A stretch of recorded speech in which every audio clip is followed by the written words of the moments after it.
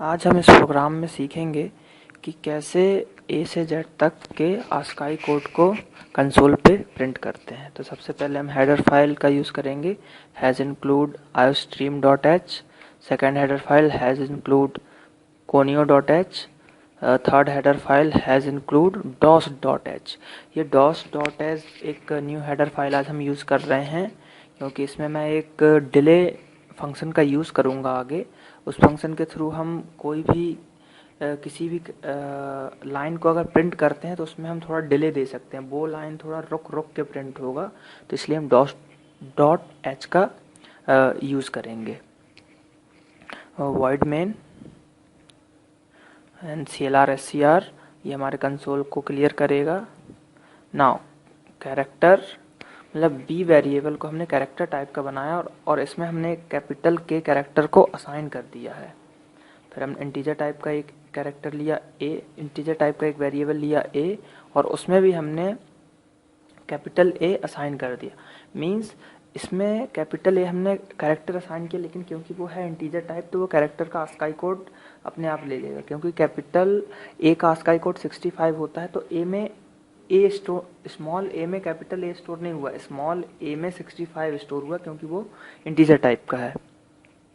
और आई भी एक हमने इंटीजर टाइप का वेरिएबल लिया। अब हम फॉर लूप लगाते हैं आई इक्वल टू 0 और I is less than equal to 26, क्योंकि हमारे अल्फ़ाबेट 26 होते हैं, 26 कैरेक्टर, तो इसलिए ये लूप 26 तक हम चलाएंगे और आई को इंक्रीमेंट कराया। अब हमने इसमें डिले फंक्शन का यूज़ किया, डिले 300। तो डिले 300 मीन्स ये है, तो 300 नैनो सेकेंड या 3 सेकेंड लेट 1 या 2 सेकेंड का इसमें डिले आएगा। ये 300 को हम जितना बढ़ाते जाएंगे 400, 500, 1000, तो डिले उतना ही आता जाएगा हमारे प्रिंटिंग में। इसके बाद जो भी चीज़ हम प्रिंट करेंगे वो थोड़ा रुक रुक के प्रिंट होगा, तो इसलिए ये डिले फंक्शन का यूज़ किया हमने। और ये डिले फंक्शन की डेफिनेशन हेडर फाइल dos.h में है, प्री डिफाइंड।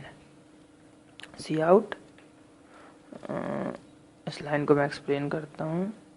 हाँ, सी आउट। अब इसमें हमने सबसे पहले बी की जो वैल्यू है, मतलब बी में क्या हमने स्टोर कराया था, कैपिटल ए, तो वो प्रिंट कराएंगे हम। फिर उसके बाद हमने डबल इक्वल टू का साइन प्रिंट कराया और देन ए प्रिंट कराया। मतलब पहले बी में आएगा ए, कैपिटल ए प्रिंट करेगा, देन डबल इक्वल टू का साइन प्रिंट करेगा, और देन ए में क्या स्टोर है अपना आस्काई कोड, कैपिटल ए की वैल्यू, तो वो करेगा, और फिर स्लैश है, मतलब इतना प्रिंट करने के बाद वो नेक्स्ट लाइन पे आ जाएगा। अब हमने ए को कर दिया इंक्रीमेंट। अब ए को हमने इंक्रीमेंट कर दिया 1 से, ये डबल प्लस मतलब 1 से इंक्रीमेंट होगा, एक बार इंक्रीमेंट होगा। तो इसका मतलब ए में 65 था, जैसे ही वो यहाँ पे आएगा 66 हो जाएगा। तो फिर जब लूप में ऊपर जाएगा तो 66 पे जो भी वैल्यू रहेगी तो उसको वो यहाँ पे प्रिंट कर देगा। तो और इसके बाद हमने फिर बी को भी इंक्रीमेंट किया।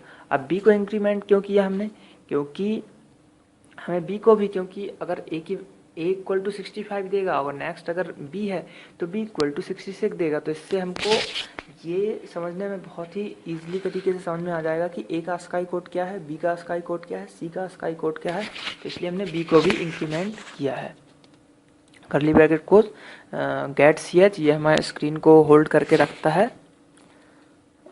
अब हम इसको रन कराते हैं, इस प्रोग्राम को कंपाइल किया हमने, कोई एरर नहीं मिला हमको। अब हम इसको रन कराते हैं। ये देखिए यहाँ पे आप देख सकते हैं कि डिले फंक्शन अपना काम कर रहा है, वर्क कर रहा है, जैसे कि प्रिंट होने के बाद थोड़ा थोड़ा वो डिले दे रहा है। तो हमने देखा था कि ए का 65 था, बी का 66 था, सी का 67 है, डी का 68, इसी तरह से जेड का 90 है। ये कैपिटल में है और स्मॉल अल्फ़ाबेट्स के आस्काई कोड अलग होते हैं।